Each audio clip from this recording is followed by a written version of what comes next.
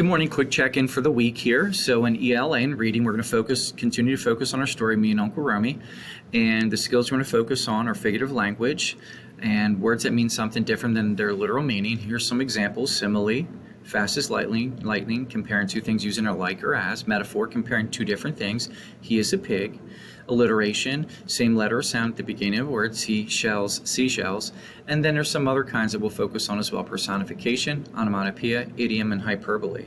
We'll continue to learn different verb tenses, progressive verb tenses. And again, progressive tense verbs tells about action that happens over a period of time, past, present, and future.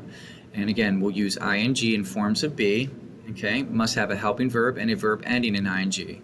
Okay, and we got to know the difference between singular, which means one, and plural, which means many.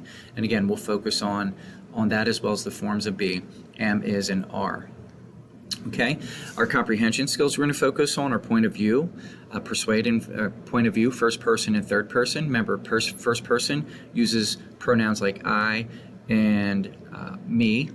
Okay, that's the person who's directly in a story telling a story. Third person point of view uses pronouns like they, she, he, someone not directly in a story who's given us information about what's happening in the story.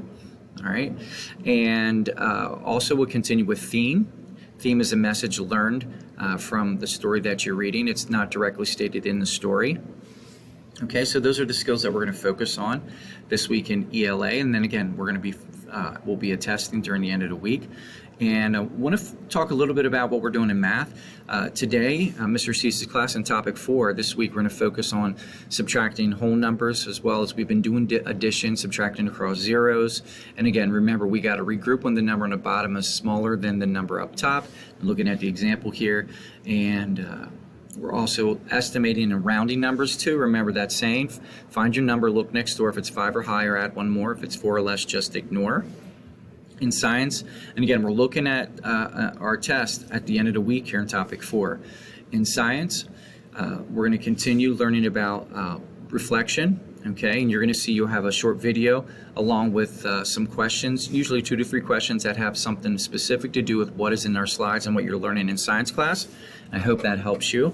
During our intervention, we'll continue with our System 44 reading intervention, as well as we're going to be recording ourselves reading our fluency story for the week and our sight words, and we're going to do some progress monitoring as well.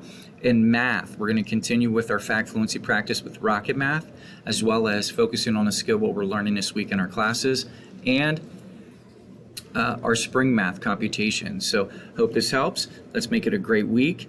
And remember, you can always comment or email your teachers if you have any questions.